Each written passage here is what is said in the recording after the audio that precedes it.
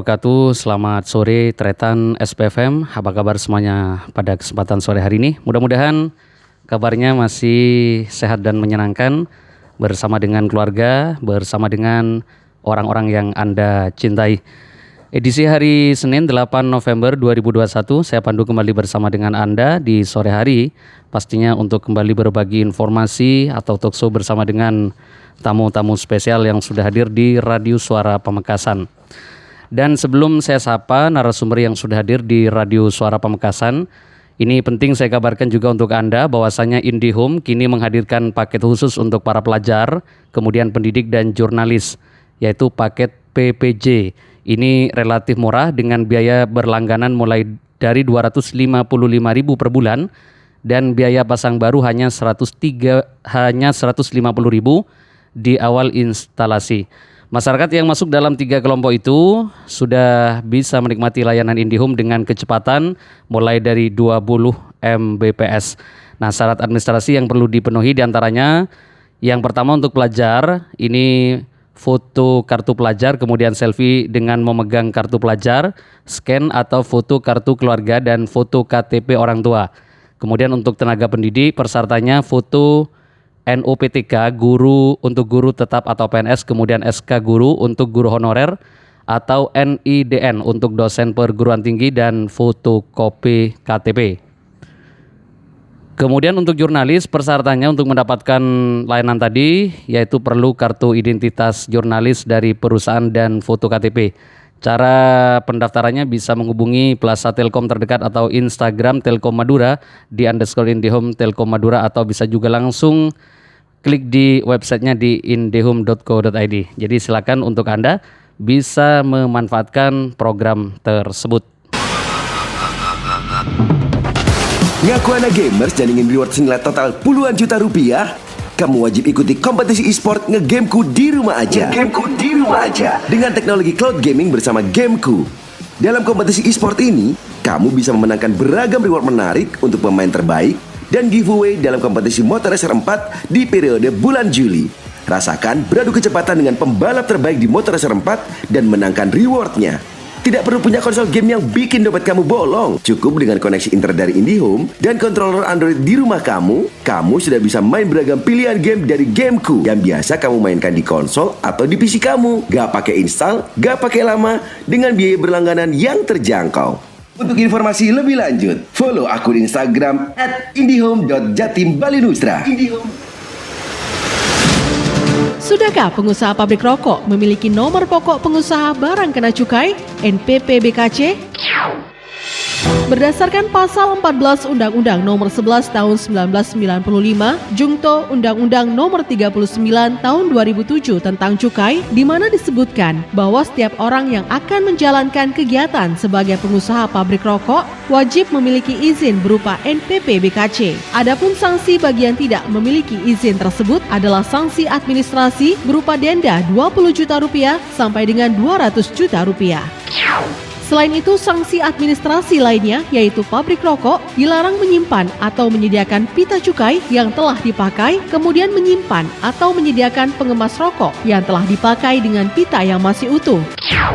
Bagi pengusaha rokok yang melanggar akan dikenakan sanksi administrasi berupa denda paling sedikit 2 kali nilai cukai dan paling banyak 10 kali nilai cukai, atau ancaman pidana minimal 1 tahun sampai dengan 5 tahun penjara.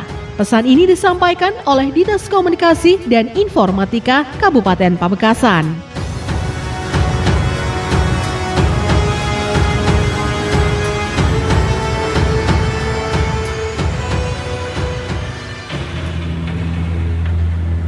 Ayo ikuti, dukung kampanye Stop Rokok Ilegal dalam ajang Lomba Film Pendek se-Jawa Timur. Lomba Film Pendek se-Jawa Timur terbuka untuk umum, pelajar atau mahasiswa dengan tema Stop Rokok Ilegal. Pendaftaran gratis. Pelaksanaan lomba tanggal 20 Oktober sampai tanggal 25 November 2021 pukul 12.00 WIB menangkan total hadiah Rp63 juta. Bounce Brother P present. Formulir pendaftaran dan juknis lomba bisa diakses melalui website www.kominfo.pamekasan.go.id. Lebih jelasnya bisa menghubungi Saudara Ijong, kontak HP 082 301 792 628. Saudara Arul, kontak HP 087 739 077 587. Lomba film pendek se-Jawa Timur dipersembahkan oleh Bea Cukai Madura, Pemkab Pamekasan, dan Diskom Info Pamekasan. Selamat berlomba!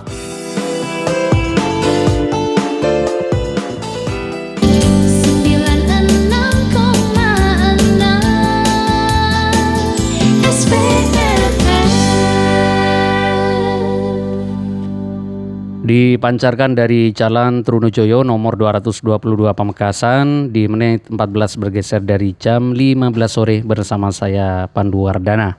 Dan ternyata nanti bisa interaktif langsung atau bisa kirim pertanyaan-pertanyaan juga untuk yang ingin bertanya kepada dua narasumber yang sudah hadir di Radio Suara Pamekasan. Untuk layanan telepon seluler dan juga WhatsApp kami di 0877 6222966. Dan saya akan sapa untuk narasumber kita yang pertama. Di sini ada Pak Ako Rako Kembaren, Kepala Seksi Pelayanan Kepabeanan dan Cukai dan Dukungan Teknis Bea Cukai Madura. Selamat sore Pak Ako. Selamat sore Mas Pandu dan seluruh pendengar Radio Suara Sampang dimanapun saat ini berada. Baik, ini yang kedua kalinya Pak Ako Kedua ya? kali Mas Oke, di sini. di Radio Suara Pamekasan. Ya. Terima kasih untuk Pak Ako sudah berkenan hadir di Radio Suara Pamekasan pada sore hari ini. Nah, kemudian yang kedua narasumber kita ada Pak Muhammad Faisal STMM, Kasih Kajian Dampak Lingkungan dan Rekomendasi Teknis Lingkungan Hidup atau DLH Kabupaten Pamekasan. Selamat sore Pak Faisal. Selamat sore, Assalamualaikum warahmatullahi wabarakatuh kepada seluruh pemirsa Suara Pamekasan dimanapun Anda berada. Baik, sehat Pak Faisal ya? Alhamdulillah sehat Alhamdulillah. selalu. Baik, dua narasumber ini Tretan akan berbincang bersama dengan saya pada sore hari ini terkait dengan pemusnahan rokok ilegal. Dan sebelumnya juga sudah diberitakan bahwasanya ini sudah dilakukan pemusnahan rokok ilegal oleh Bea Cukai. Namun tidak ada salahnya kalau kita kaji lebih dalam terkait dengan pemusnahan rokok ilegal yang ada di Madura ini. Untuk lebih jelasnya kita akan segera berbincang dengan dua narasumber, ada Pak Faisal kemudian Pak Ako. Ini panggilannya Pak Faisal ya? Iya, betul, baik. Nah, mungkin terkait dengan tema kita kali ini lebih pasnya untuk pertanyaan pertama saya ke Pak Ako terlebih dahulu. Bisa dijelaskan terkait dengan pemusnahan rokok ilegal di tahun 2021. Dipersilakan Pak Ako. Ya, terima kasih Mas Pandu. Seperti kita ketahui bersama bahwa kami di Bea Cukai ini adalah salah satu unit di bawah Kementerian Keuangan ya Mas Pandu. Baik. Eselon 1 di bawah Kementerian Keuangan yang mempunyai tugas pokok dan fungsi utama adalah menghimpun penerimaan negara dari sektor kepabeanan dan cukai. Baik. Kami mendapat tugas untuk tahun 2021 ini mengumpulkan sejumlah 240 triliun ya dari pabean dan cukai. Tapi mayoritas sudah dari sektor cukai Mas. Sektor cukai. 179 triliunnya dari sektor cukai. Oke. Dan lebih khusus lagi kami di kantor Bea Cukai Madura mempunyai mendapat target pada tahun 2021 ini mengumpulkan 300 miliar dari sektor cukai tembakau. Apakah kami dengan mudah mengumpulkan pendapatan sebesar ratusan miliar itu Mas? Nggak mudah Mas, banyak tantangan dan hambatannya ya. Jadi untuk menghadapi tantangan dan hambatan di Madura ini kami mempunyai dua jurus ya Mas ya. Baik. Untuk menekan peredaran rokok ilegal. Yang pertama adalah secara preventif. Secara preventif itu kami melakukan sosialisasi secara masif ya ke semua elemen masyarakat. Apakah itu petani, nelayan, pelajar, mahasiswa, ibu rumah tangga, semua kami datangi Mas untuk melakukan sosialisasi bahwa ini rokok yang benar itu begini, yang ini yang ilegal. Hukumannya apa kalau membuat rokok ilegal? Itu kami jelaskan ke semua elemen masyarakat di Madura ini di 4 kabupaten. Baik. Dan juga upaya preventif yang lain adalah kami juga sudah dalam proses membangun kawasan industri hasil tembakau bekerja sama dengan pemerintah Sumeneb dan Pamekasan ya, sedang dalam proses. Insya Allah tahun depan sudah bisa beroperasi. Itu adalah strategi preventif kami. Baik. Tapi kami juga mempunyai strategi represif, Mas. Nah, kalau sudah ngomong represif ini adalah penegakan hukum ya. Baik. Tangkap, sita, musnahkan ya. Jadi strategi kedua ini kami laksanakan kalau sudah nggak bisa diomongi secara baik-baik gitu loh, Mas. Baik. Ya, jadi selama tahun 2021 ini kami sudah melakukan penindakan yang berujung dengan pemusnahan barang bukti rokok ilegal tersebut, Mas. Baik. Itu namanya BMN ya, barang milik negara. Yang kami musnahkan pada tanggal 29 Oktober 2021 lalu. Sejumlah 5,3 juta batang rokok. Ya, nilainya, Mas ya, Baik. 5,4 miliar. Oke. Sedangkan potensi kerugian negara, ya kalau kita bicara potensi kerugian negara ini adalah potensi cukai yang seharusnya kita dapatkan, negara dapatkan sejumlah 2,3 miliar. Ya, Oke. itu adalah didapat dari 151 kali penindakan. Baik. Ya, kami laksanakan pemusnahan di tempat pembuangan akhir Angsana milik pemerintah Kabupaten Pamekasan bekerja sama dengan Dinas Lingkungan Hidup. Baik. Jadi kami gali tanah, barang-barang rokok ilegal itu dimasukkan ke dalam galian tersebut dan ditimbun dengan sampah, kemudian disiram. Ya, jadi menghilangkan fungsi aslinya. Nah, demikian dulu Mas Pandu dari saya. Baik, ini menarik deretan pengantar awal terkait dengan pemusnahan rokok ilegal. Tadi disampaikan atau dijelaskan oleh Pak Ako beberapa pendekatan yang dilakukan dalam rangka untuk meminimalisir atau menyetop peredaran rokok ilegal seperti itu Pak Ako ya. Ada pendekatan preventif ya, yang bentuk sosialisasi, kemudian ada pendekatan yang sifatnya juga dilakukan penangkapan, penyitaan dan pemusnahan. Kemudian di sini salah satu preventif juga yaitu pembangunan KHT. Ini salah satu alternatif, bukan alternatif tapi memang untuk bagaimana menekan peredaran rokok ilegal, betul, Pak Ako ya. Dan ini ternyata jumlahnya luar biasa sekali, banyak sekali untuk pemusnahan rokok ilegal yang dilaksanakan 29 Oktober kemarin. Ini 5,3 juta batang. Kemudian nilainya 5,4 miliar dan kerugian negara ditaksir 2,3 miliar lebih. Dan ini untuk penindakan 151 kali penindakan Pak Ako ya. Betul. Baik. Nah, kemudian yang saya juga ingin tahu Pak Ako terkait dengan kerugian negara ditaksir 2,3 miliar. Ini diketahui dari jenis rokok yang dimusnahkan atau golongan rokoknya ini Pak Ako untuk mengetahui taksiran kerugian cukai tersebut kalau misalnya diuangkan.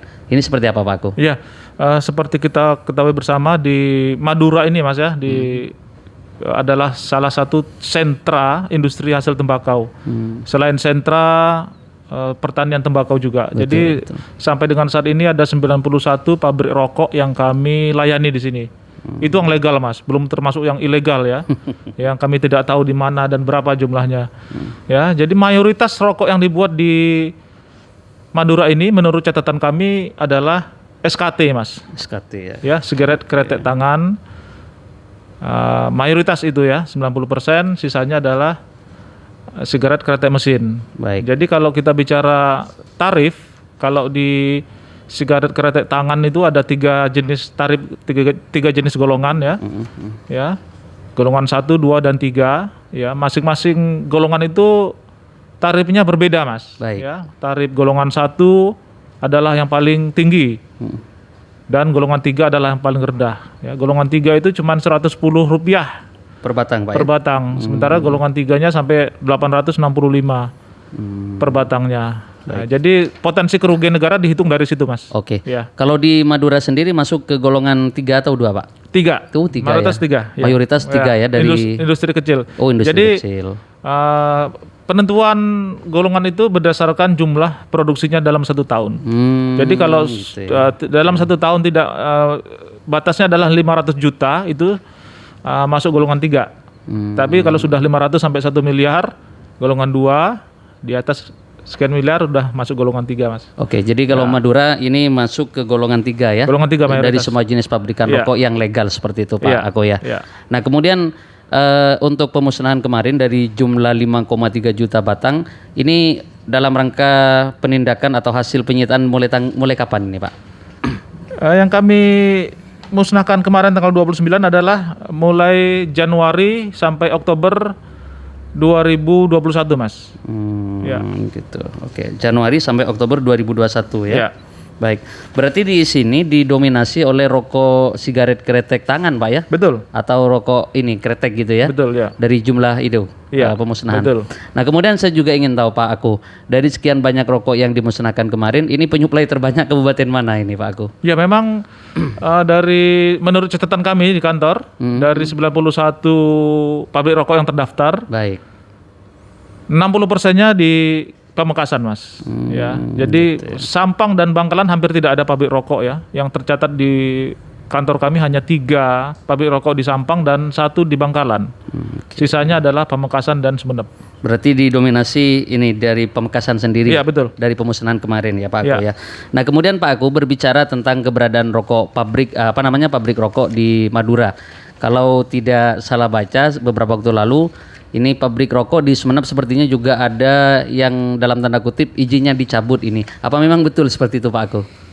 Iya, memang kita secara berkala mengadakan monitoring ya, Mas. Monitoring kepatuhan pengguna jasa, nama kegiatannya ya. Jika dalam kegiatan monitoring tersebut ditemukan pengusaha industri hasil tembakau tersebut bekerja tidak sesuai dengan ketentuan, itu memang akibatnya bisa denda sampai dengan pencabutan, Mas. Jadi itu adalah salah satu upaya preventif kami, Mas ya. Jangan sebelum terjadi kejadian baru kita tindak, tapi ini kita sebelum kejadian kita upayakan tidak terjadi, itu adalah upaya preventif. Salah satunya itu monitoring, itu nama kegiatannya, monitoring kepatuhan.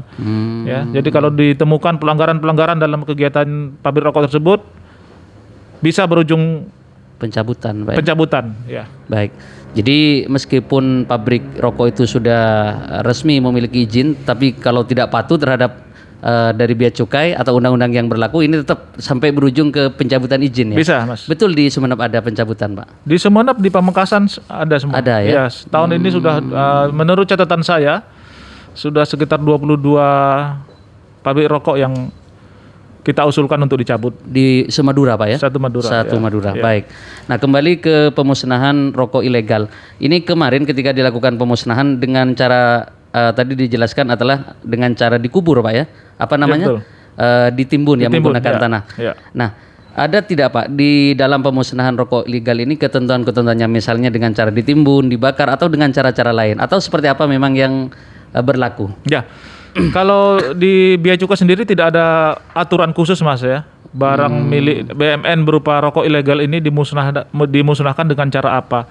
Sebelum kami berkantor di Pamekasan, kami berkantor di Sumeneb, Mas. Oh. Jadi pada saat itu kalau mau melakukan pemusnahan, kami melakukan meminjam lahannya PT Garam ya, Baik. PT Garam. Di situ kami bakar, Mas. Ya, tapi betul-betul menyita waktu ya. Itu dari pagi sampai sore belum tentu selesai apinya ya, Pak Adam, dan menimbulkan polusi. Oke, Polusi dan memakan biaya karena kita harus membeli bahan bakar itu solar ya. Ya, begitu kami pindah ke Pamekasan, kami lihat TPA-nya bagus sekali nih. Betul. Saya tidak pernah melihat TPA sebagus di sini. Ya, bersih, tidak ada bau, tidak ada lalat, ada tamannya, Baik. ada lapangan futsalnya. Ya, jadi kami coba koordinasi ke Dinas Lingkungan Hidup, ternyata welcome ya. Silakan Pak, direncanakan saja tanggal berapa, nanti kita siapkan titiknya di mana. Ya, digali itu sekitar 5 meter ya Mas ya. 5 meter. Rokoknya dimasukkan, ditimbun dengan sampah, disiram dengan air, jadi rusak dia Mas. Betul. Baru uruk dengan tanah habis selesai. Baik. Berarti memang secara dampak itu memang lebih bagus dengan cara penguburan itu Pak Ya, Ako, betul, ya. ya. Artinya kalau dibakar kan masih ada asap dan lain Ya, sebagainya. betul, ya. Memang secara undang-undang atau aturan tidak ada yang mengatur Pak Ako ya. Tidak ada. Artinya diberikan kebebasan kepada pihak bea cukai. Ya, Seperti itu Pak Ako betul. ya. Baik. Nah, kemudian saya juga ingin tahu untuk pemusnahan di TPA Angsana ini sudah berapa kalinya Pak Ako? Ini kali ketiga, Mas. Oh, kali ketiga Ya, sudah, kali ya. ketiga. Ya. Kami rencanakan bulan Desember nanti ada lagi. Ya, Desember ada karena sudah mulai penuh lagi gudang kami. Bulan Desember nanti kita ajukan lagi pemusnahan. Oke. Ya. Berarti dalam pemusnahan dalam 1 tahun itu tidak ditentukan berapa kali Pak Ako ya? Tidak. Ya, kalau sudah terkumpul sekitar 5 juta batang, ya sudah waktunya ini Sudah berarti. waktunya. Ya, sudah waktunya. Artinya kalau dalam 1 tahun sudah mencapai 5 juta batang harus dimusnahkan seperti Iya. itu. Karena kapasitas gudang kami juga gudang penyimpanan barang bukti juga sudah tidak memadai lagi kalau sudah melebihi dari itu, Mas. Ya. Baik.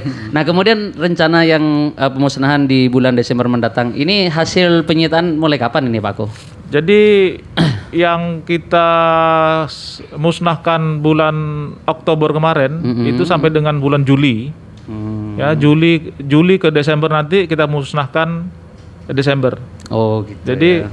hasil sampai bulan Oktober itu belum semuanya proses administrasinya selesai, Mas.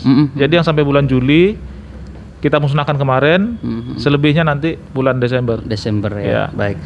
Nah, dari tahun ke tahun ini Pak Ako, berdasarkan catatan di Bea Cukai terkait dengan pemusnahan, ini ada peningkatan atau penurunan ini Pak Ako? Ya. Seperti apa Pak Ako? Ya, memang selalu meningkat ya, Mas. Rokok yang kita musnahkan ini menurut catatan saya tahun 2019 total yang kita musnahkan itu sebanyak 6,2 juta batang dengan potensi kerugian negara 2,5 miliar. Baik. Tahun 2020 meningkat jadi 7,7 juta batang. Ya, dengan potensi kerugian negara 3,4 miliar. Dan kemarin sampai dengan bulan Oktober ya 6,4 juta batang. 6,4 juta. Ya, dengan potensi 3,2 miliar. Ini sampai bulan Oktober. Sampai bulan Oktober. Saya yakin nanti lebih dari 7,7. Dengan adanya pemusnahan rencana bulan Desember Pak Ako Ya, ya. betul. Baik. Nah, saya coba ke narasumber yang kedua dulu. Ada Pak Faisal, kasih kajian dampak lingkungan dan rekomendasi teknis Dinas Lingkungan Hidup Kabupaten Pamekasan. Mungkin sedikit juga bisa dijelaskan ini. Saya juga ingin tahu ini Pak Faisal, hubungan Dinas Lingkungan Hidup juga dalam pemusnahan rokok ilegal ini seperti apa Pak? Siap, terima kasih Mas Pandu. Mohon izin Pak Ako. Yang pertama kami sampaikan apresiasi dulu ya kepada Bea Cukai terhadap penertiban rokok ilegal, karena bagaimanapun juga bahwa semua kegiatan usaha baik itu rokok maupun yang lainnya itu harus berizin yang pertama. Terus yang kedua, memberikan informasi kepada masyarakat atau mensosialisasikan kepada masyarakat bahwa rokok ilegal itu sangat merugikan negara. Baik. Itu yang pertama. Terus bagaimana kajian dampak lingkungan terhadap penimbunan rokok ilegal? Kami telah berkoordinasi dengan DLH Provinsi Jawa Timur bahwa secara alamiah bahan-bahan rokok itu semuanya dari bahan organik, seperti tembakau, kertas rokok, ada gabus filter. Cuma ada beberapa memang bahan-bahan rokok yang secara alamiah itu penghancurannya atau membutuhkan waktu yang lama. Baik. Itu seperti filter rokok dan plastik pembungkus rokok. Kenapa begitu? Filter rokok itu merupakan ribuan serat selulosa asetat yang mana secara biologis itu membutuhkan waktu yang bertahun-tahun untuk bisa terurai dan bisa menjadi pupuk kompos. Namun ada beberapa cara yang telah kita lakukan. Yang pertama, kalau seperti apa yang disampaikan oleh Pak Ako bahwa pembakaran sampah itu memang secara undang-undang memang tidak boleh. Kita ada Undang-Undang Nomor 18 Tahun 2008 tentang pengelolaan sampah, bahwa pembakaran sampah itu menimbulkan polusi udara, paling tidak CO2. Langkah-langkah yang seharusnya ditempuh, yang pertama yaitu penimbunan rokok ya. Rokok itu kita uruk tanahnya, kita gali sedalam 5 meter. Terus yang kedua, agar proses penghancuran plastik rokok dan filter rokok itu harusnya dicacah terlebih dahulu sebelum disiram. Oke. Bisa menggunakan bego atau bisa menggunakan apa saja. Yang penting plastik rokok, pembungkus rokok atau filter rokok itu bisa hancur. Baik. Terus langkah berikutnya adalah menggunakan penyiraman IM4. IM4 itu adalah mikroba pengurai. Itu nanti dicampur dengan air, disiramkan kepada rokok ilegal yang sudah ditimbun. Baru setelah disiram dengan air, dengan IM4, campuran IM4, baru diuruk dengan tanah. Dan itu bisa lebih mempercepat proses penghancuran rokok itu. Terus ada juga beberapa penelitian, kami coba cari referensi terhadap pengamat-pengamat lingkungan, bahwa dampak puntung rokok jika diakumulasi dalam waktu yang lama itu sebetulnya dapat mengurangi kesuburan tanah. Hasil-hasil penelitian yang telah dilakukan bahwa pengurangan pertumbuhan tanaman dengan adanya puntung rokok itu sekitar 25%. Sedangkan kesuburan tanah dapat mengurangi biomasa itu hampir 60%. Dan itu jika terakumulasi dengan waktu yang sangat lama. Mungkin itu saja Mas Pandu. Oke, jadi dari apa yang sudah dilakukan oleh Bea Cukai dengan memberikan izin pemusnahan di TPA itu berarti memang sudah mematuhi mengikuti prosedur yang ada. Sudah. Dan itu sebelumnya DLH Pamekasan sudah koordinasi ya. Sudah. Jadi tidak ujub-ujub memberikan izin seperti itu ya. Baik, artinya dari pemusnahan itu secara dampak tidak ada dampak. Tidak ada permasalahan. Dan saya sampaikan terima kasih kepada Pak Aku tadi yang telah memuji-muji TPA kita. Memang TPA Angsana itu menjadi rujukan di Jawa Timur, di DLH Provinsi juga menjadi rujukan. Bagaimana kita menciptakan TPA itu bukan sebagai tempat sampah, tapi sebagai tempat pengelolaan akhir. Malah kita juga mempunyai program TPA abadi, artinya kita akan membuat TPA itu menjadi edukasi wisata bagi siswa-siswa, bagaimana cara mengelola sampah organik dengan baik, bagaimana mengelola sampah anorganik dengan baik, dan cukup banyak sekolah-sekolah SD, SMP, SMA yang sudah studi banding ke kita terkait dengan keberadaan TPA di Kabupaten Pamekasan. Baik, saya coba kembali ke Pak Aku berbicara tentang pemusnahan rokok ilegal ini. Nah, saya juga ingin tahu ini Pak Aku. Masalah target ada tidak Pak dalam 1 tahun misalnya, ini kan jelas cukai ditarget secara pendapatan negara melalui cukainya sekian.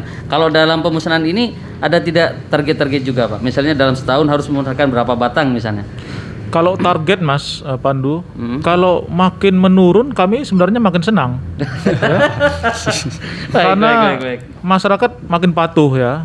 Kalau tangkapan kami makin grafiknya makin tinggi, ya ini makin sedih kami karena ya tidak ada penurunan kegiatan yang ilegal gitu Mas. Jadi tidak ada target-targetan, hanya kami lakukan kegiatan operasi berjadwal gitu aja Mas. Ya, jadi jadwal juga karena kita mendapat DBHCHT dari negara. Betul. Kita melakukan operasi bersama dengan TNI, Polri dan juga Satpol PP di 4 kabupaten di Madura ini Mas. Baik.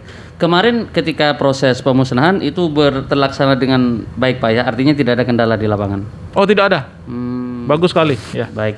Nah saya lihat di belakang atau di pinggir itu ada masyarakat, itu apa mereka memang menyaksikan atau seperti apa ini Pak Aku? Ya kalau dari pengalaman tahun lalu ya Mas ya, 2 kali pemusnahan sebelumnya memang masyarakat itu ada yang mencuri-curi kesempatan lah ya untuk mengambil buah tangan, buah berupa rokok ya, 1-2 slop. Sebenarnya kami sudah himbau juga dari pihak kami ya, bahwa itu rokok itu sudah rokok yang kadaluarsa sebenarnya, dan rokok itu pembuatannya nggak jelas karena ilegal ya.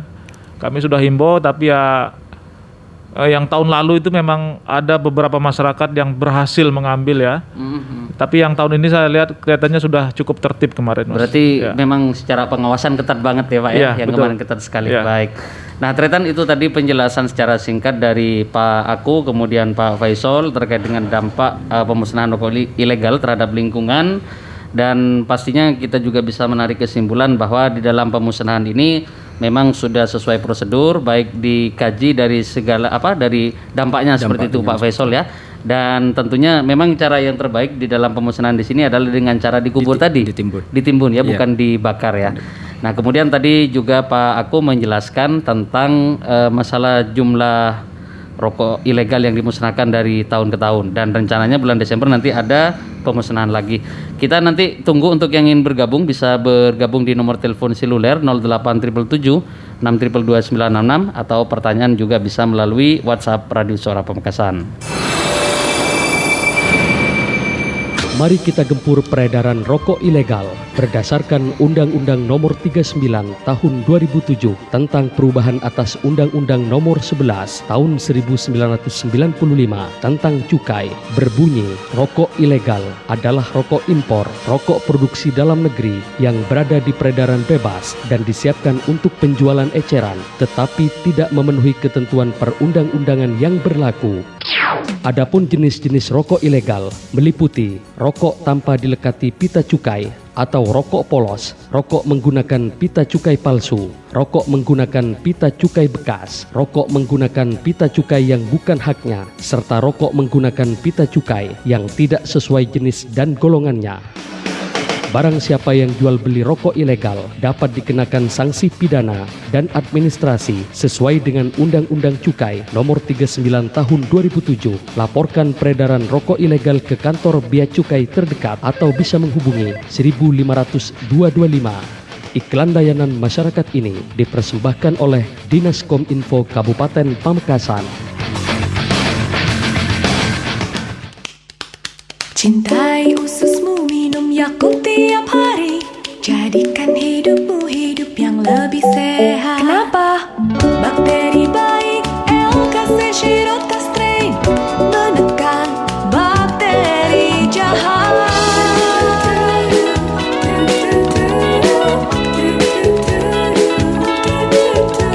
Cintai ususmu, minum Yakult tiap hari. Cintai ususmu, minum Yakult tiap hari. Jadikan hidupmu hidup yang lebih sehat. Kenapa? Bakteri baik, L-Casechirotta strain, menekan bakteri jahat.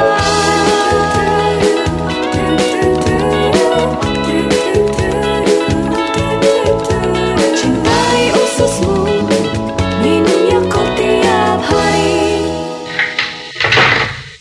Kok mak lalas siapa long soben kak? Lesu-lesu de remale, tak ada angin, tak ada ombak. Ben pas ngucak lesu, tak biasa na ben ngucak ngaji lek. Tak lesu ada rem kak. Sengkok seben dah cukup abid siapa long seroma. Ranjang ben lemari bagi ben ben bakto akabin wak lorosa kapi. Ben tak tero apa sih mesan dengan sengkok. Tadi ben ngucak lesu apa long so sengkok polan kuntai Emilia ki ranjang so lemari se anyar. Mungkunji ya urusan keni lek. Maju marina ben pas ia cek ke istana mebel Pamekasan. Berarti ben ngajak ke sengkok ke istana keneng ratu-ratu rua kak iya. Maksud sengkok ben istana ratu-ratu lek. Istana mebel ria toko si acual cem semacam praput esena Roma. Engak ranjang, korseng, lemari. Ben en lain nah. Maju pas makan situ ya. Ben pas milih tibi ning istana mebel. Lakar lers teretan, panjenengan sengeputuaki perabotan rumah tangga, akatia spring bed, korseh, lemari, bantal, otabeh, rak piring, torjukan kebutuhan esena Roma laina, kelaban cema-cema merek, torjukan bentuk, sarang bernah sepite, langsung ngubangi neng Istana Mebel. Istana Mebel, sebene neng Jalan Kabupaten Nomor Petok Beluk Pamekasan, otabeh sebene neng Jalan Raya Larangan Badung, dejena pom bensin Pamekasan, acual kelaban arke grosir tor eceran, kualitas pereng jamin pekus. Keangkui lebih jelas, panjenengan bisa langsung nelpon neng nomor HP 0beluk 2 telok 6 lemak beluk sangak beluk 6. Istana Mebel, belanja furniture sepaling lengkap torjukan mode. Oleh orang ngales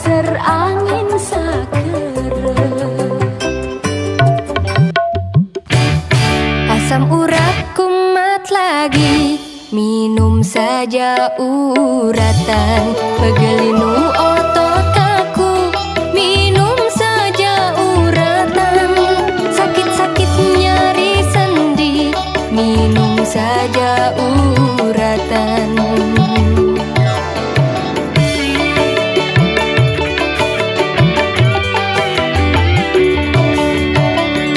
Minum jamu uratan, hilang nyeri asam urat. Minum jamu uratan, bebas nyeri asam urat. Minum jamu uratan, hilang nyeri asam urat. Minum jamu uratan, bebas nyeri asam urat.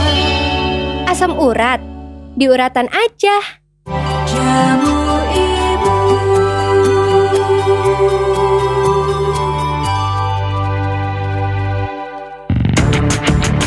Kini sudah ada Nikmat Teknik Pamekasan, profesional jasa perbaikan dan servis AC.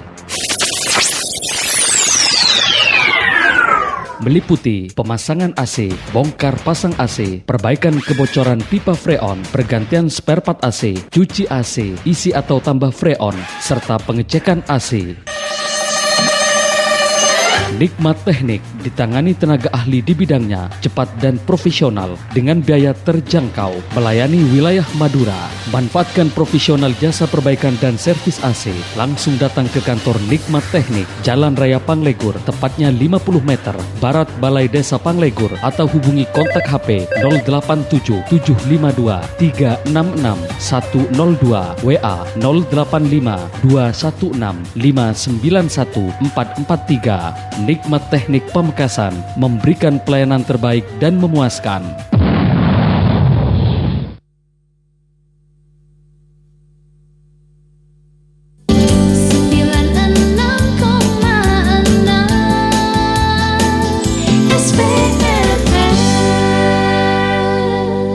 Ya, kita masih di talkshow sore ini bersama dengan Pak Aku, kemudian Pak Faisal tentang pemusnahan rokok ilegal, dan saat ini sudah berada di menit 46. Di WhatsApp Radio Suara Pamekasan ada yang berkirim pertanyaan. Ini dari siapa ini? Pak Abdul Salam dari Kecamatan Kota Pamekasan. Bertanya yang pertama, proses perizinan resmi rokok ini persyaratannya apa Pak katanya, kemudian langkah pertama yang harus dilakukan kemana, dan prosesnya pengajuan izin itu berapa lama, pertanyaan yang ketiga. Jadi langkahnya kemana dulu, kemudian proses pengajuan perizinan berapa lama. Ini masih dari Pak Abdul Salam. Pertanyaannya yang keempat, kenapa rokok yang sudah disita itu harus dimusnahkan? Kan sebetulnya bisa dijual lagi dengan cara dikasih pita cukai oleh bea cukai sendiri, biar negara tidak dirugikan dan ada pemasukan negara katanya. Wah, ini pertanyaan dari Pak siapa ini? Pak Abdul Salam ya. Ini mungkin pertanyaannya ini lebih ke Pak Ako ini. Baik, dipersilakan Pak Ako. Pertanyaannya bisa dijawab dari Pak Abdul Salam di WhatsApp ini. Yang pertama, proses perizinan untuk pengajuan resminya atau perizinan resmi syaratnya apa? Dipersilakan Pak Ako. Ya, terima kasih Pak. Ya, terima kasih Pak Abdul Salam di Kecamatan Kota Pamekasan ya. Pertanyaannya bagus Pak. Yang pertama, proses perizinan resmi pabrik rokok ya Pak ya. Betul. Ya, memang untuk pabrik rokok ini yang mengeluarkan izinnya adalah kantor bea cukai Pak. Perizinannya namanya NPP BKC ya. NPP BKC itu singkatan dari nomor pokok pengusaha barang kena cukai. Ya. Perizinannya tanpa biaya Pak Abdul Salam ya, tanpa biaya. Okay. Dan janji layanan kami adalah 2 hari kerja izin sudah bisa diterbitkan. Jadi pertanyaan pertama sudah terjawab Pak ya. Baik. Pertanyaan kedua juga sudah terjawab nih, berapa lama ya. Jadi persyaratannya Pak Abdul Salam, persyaratannya yang harus dipenuhi oleh seorang calon pengusaha pabrik rokok adalah mempunyai lahan minimal 200 meter. Nah, itu yang paling penting ya Pak ya. Kalau lahannya kurang dari 200 meter ya pasti kita tolak. Ya lahannya tidak harus hak milik, bisa sewa juga bisa. Oke. Ya terletak di pinggir jalan yang bisa dilewati oleh kendaraan roda 4. Ya tidak berhubungan dengan rumah tinggal atau bangunan lain. Ya tidak berhubungan. Satu akses keluar. Ya dan tidak boleh ada kegiatan lain di dalam lokasi tersebut. Nah, itu saja sebenarnya, simpel aja kan. Simple aja. Ya, segera datang ke kantor Bea Cukai Pak Abdul Salam jika ada keinginan untuk mendirikan pabrik rokok, akan kami asistensi keinginan Bapak tersebut. Baik. Terus pertanyaan yang terakhir, kenapa rokok yang disita itu harus dimusnahkan? Kenapa tidak dikasih pita cukai saja? Dijual lagi. Biar nggak rugi nih Pak, biar nggak rugi kan. Ya, jadi prosesnya begini Pak, kalau seorang pengusaha rokok yang legal itu ya, seorang pengusaha rokok yang legal itu akan memesan pita cukai di awal tahun kepada kantor Bea Cukai. Ya, pesan misalnya 1 rim, ya 1 rim itu dia pesan. 1 rim berapa lembar Pak? 1000 lembar. 1000 lembar ya. Ya, 1 rim. Bea Cukai akan mencetaknya itu bukan di sini Pak, tapi di Perum Peruri di Jakarta. Ya.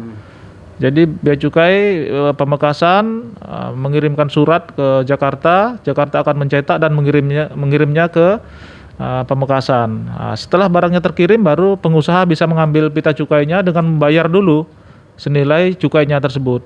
Ya, membayar dulu baru bisa diambil. Ya, itulah pemasukan negara namanya. Ya, tapi kan untuk rokok-rokok ilegal ini kan pengusahanya juga kita tidak tahu siapa. Betul. Kita biasanya tangkap di warung-warung ini Pak, di warung-warung, di pasar-pasar, di toko-toko ya. Kalau mau dipitai, siapa yang memesan pita cukainya dari Jakarta, ya siapa yang membayar pita cukainya. Jadi memang rokok yang ilegal tidak berpita ini harus kita musnahkan ya Pak Abdul Salam, karena merusak sistem berusaha juga. Pengusaha-pengusaha yang legal sudah membayar cukai dengan sebagaimana mestinya. Ya, sementara yang ilegal tidak berpita ya. Jadi secara ekonomi pasti lebih murah yang ilegal Pak. Jadi untuk keadilan maka rokok-rokok yang ilegal ini harus kita musnahkan. Demikian Pak Abdul Salam, terima kasih. Baik. Ya. Nah kemudian langkah pertama ini memang kemana ini Pak? Artinya mungkin juga yang perlu dijelaskan selain persyaratan secara teknis disebutkan tadi oleh Pak Ako, ini persyaratan secara administrasi ini apa yang nanti dibawa ke cukai ini? Oh ya, terima kasih Mas Pandu diingatkan ya. Jadi sebelum ke Bea Cukai, persyaratannya adalah bisa dipenuhi dengan datang ke pelayanan satu atap di Pemkab ya, saya lupa perizinan satu atap ya. PTSP. Ya, NIB namanya, nomor induk berusaha itu. Itu ada NPW, izin usaha industri IUI ya, izin gangguan HO, kemudian juga izin lokasi, nah di situ semua diurus. Baru setelah lengkap datang ke kantor Bea Cukai, begitu Mas. Baik. Nah kemudian berbicara tentang masalah proses perizinan juga. Tadi syaratnya sebenarnya tidak terlalu ribet sih, karena ada lahan 200 meter, kemudian tidak serumah ya? Ya, tidak boleh jadi rumah tinggal. Tidak boleh. Kemudian juga akses di sini. Nah ketika mengajuan ini Pak Aku, ada tidak persyaratan kalau misalnya jumlah karyawan masuk, tidak persyaratan di situ? Misalnya sudah punya berapa karyawan, atau meskipun tidak ada karyawan bisa mengajukan juga? Ya, tentu saja nanti setelah pabrik rokok tersebut berjalan Mas Pandu, kita akan analisa wajar tidak ya. Misalnya dia pesan 1 rim pita cukai. 1 rim itu yang wajar ya. 1 orang pegawai itu 1 hari mengerjakan misalnya 2.000 batang. Baik. Ya. Kita analisa. Loh, pegawainya cuma 5 orang. Tapi dia pesan pita cukai sekian banyak. Tidak wajar. Tidak mungkin dia dengan pegawai sekian banyak bisa membuat rokok sekian banyak. Nah, nanti kita analisa.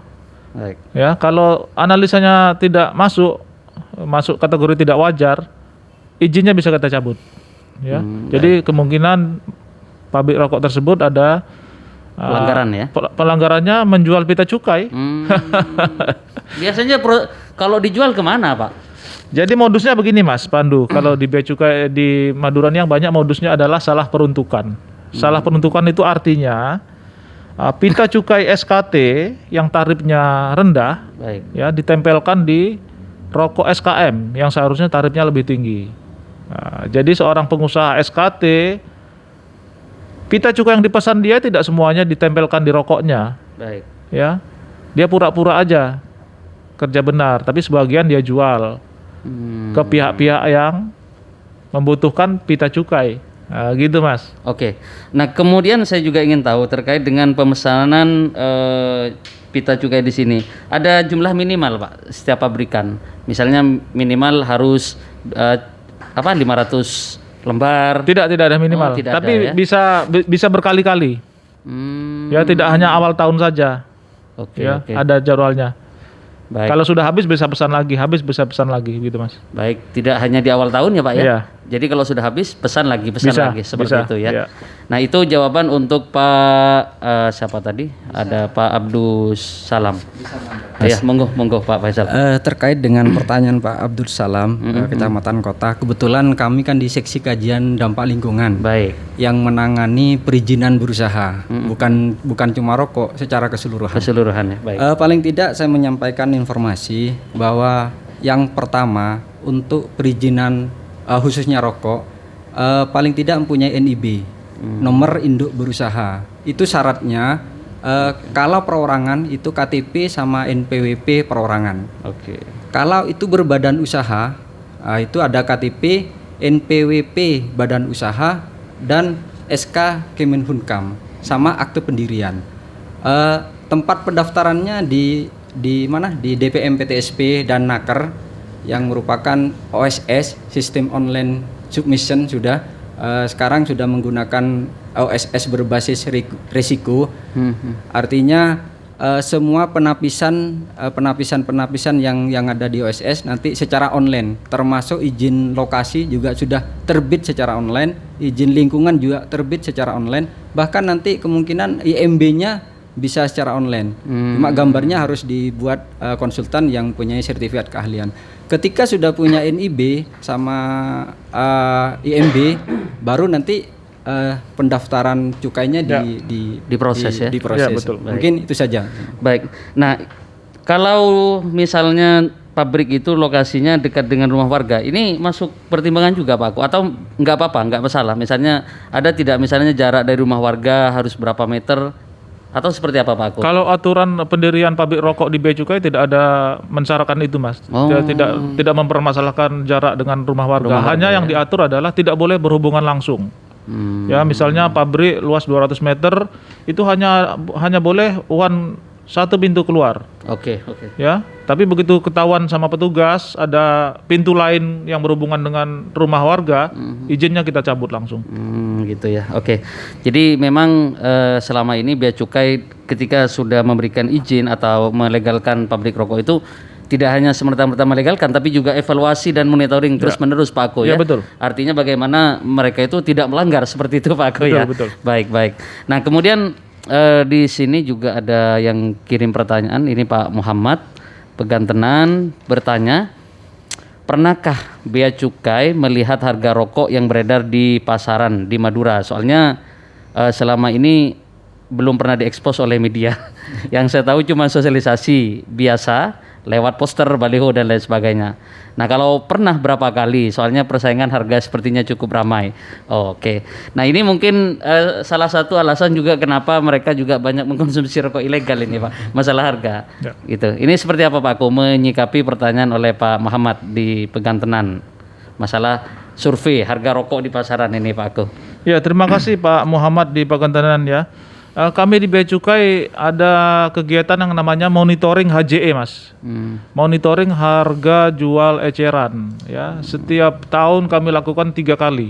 Oke. Ya, 3 kali. Jadi yang kami survei adalah apakah harga rokok itu sesuai dengan HJE-nya. Jadi kan aturan dari Bea Cukai ini setiap tahun ada harga jual terendah untuk golongan 3 berapa, untuk golongan ada, kami monitoring itu, tidak boleh lebih rendah daripada itu. Nah, tapi juga kalau kami temukan di pasaran rokok-rokok yang tidak sesuai dengan ketentuan ya kita sita Mas, ya sekalian aja. Ya, jadi memang untuk Pak Muhammad kegiatannya berkala Pak. Berkala Setahun kami lakukan 3 kali. Ya. Di apa namanya? Survei rokok ilegal. Survei harga jual eceran. Harga jual eceran ya. Jadi dalam 1 tahun 3 kali Pak ya. 3 kali. Gitu ya.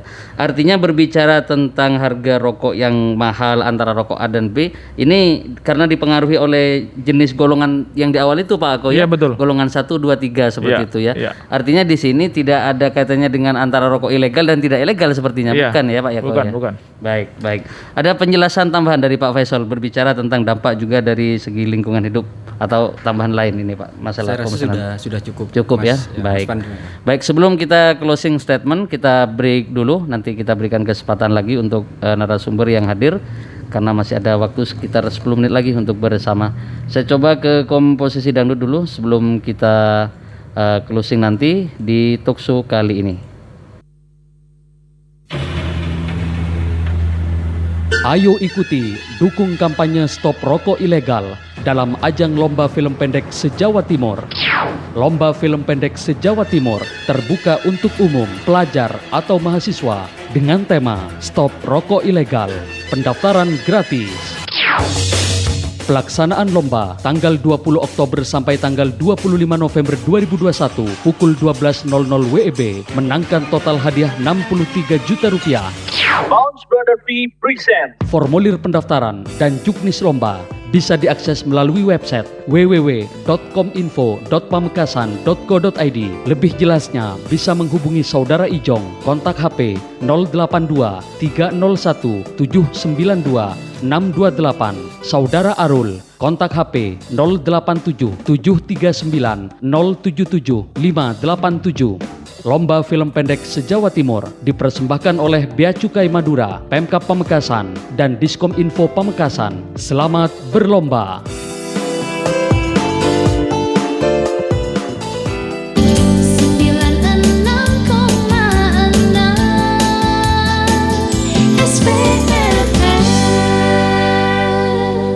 Ya, masih bersama dengan Pak Aku Raku Kembaren, kemudian juga ada Pak Muhammad Faisal terkait dengan pemusnahan rokok ilegal. Menarik untuk kita dengarkan bersama. Tadi juga ada beberapa penanya melalui WhatsApp Radio Suara Pamekasan. Semoga pertanyaan atau jawaban dari narasumber ini paling tidak juga bisa memotivasi mereka yang punya pabrikan rokok untuk melegalkan rokoknya atau meresmikan rokoknya seperti itu Pak Ako ya. Karena memang untuk peresmian rokok pemberian izin bagi perusahaan-perusahaan rokok itu selalu dibuka Pak Ako ya. Terus dibuka seperti itu. Iya, betul Baik. Mas. Pelayanan kami silakan datang kapanpun selama jam kerja kita layani. Ya. Baik. Nah, ada gambaran ini Pak Ako terkait dengan rencana pemusnahan rokok ilegal yang dijadwalkan bulan Desember mendatang. Sudah ada berapa rokok yang terkumpul sampai saat ini yang rencananya nanti akan dimusnahkan ini Pak Ako? Ya, ada bocoran dikit. Karena kita menghabiskan tahun anggaran 2021 ini, jadi nanti sekitar 2, sekian juta batang Mas yang kita musnahkan ya. Mungkin 1 truk aja ya. Kalau kemarin kan 2 truk besar tuh betul, ya. Ini 1 truk saja mungkin. Oke, jadi sekitar 2 juta sekian batang seperti itu Pak Ako ya. Baik, ada tambahan lagi terakhir Pak Ako terkait dengan pemusnahan rokok ilegal atau hal-hal penting yang perlu disampaikan terkait dengan masalah rokok ini. Dipersilakan Pak Ako. Ya, terima kasih Mas Pandu kepada seluruh pendengar Suara Pamekasan. Kami dari kantor Bea Cukai Madura selalu menghimbau agar berusahalah di bidang industri hasil tembakau ini dengan legal, karena dengan legal tidurnya jadi nyenyak ya, tidak takut dikejar-kejar petugas dan menyumbangkan sesuatu untuk negara kita, untuk masyarakat kita. Tapi jika melakukan kegiatan-kegiatan yang ilegal maka akan berhadapan dengan petugas Bea Cukai, akan berhadapan dengan hukum. Demikian dari saya Mas Pandu, selamat sore. Baik, dari Pak Faisal terakhir ada tambahan informasi Pak? Closing statement aja bahwa pemusnahan rokok ilegal secara kajian dampak lingkungan dengan cara penimbunan adalah sudah yang paling benar, asalkan dilakukan dengan aturan dengan cara yang benar dan aturan yang benar sesuai dengan perundang-undangan yang telah berlaku. Yang penting tidak dibakar, karena itu pelanggaran terhadap Undang-Undang nomor 18 tahun 2008 tentang pengelolaan sampah. Artinya kedepannya cukai mau memanfaatkan kapanpun tetap oke aja. Siap. Oke. Baik, terima kasih Pak Akuh, terima kasih Pak Faisal sudah hadir. Assalamualaikum. Waalaikumsalam warahmatullahi wabarakatuh. Rekan SPFM, demikian talkshow pada sore hari ini. Terima kasih kebersamaan.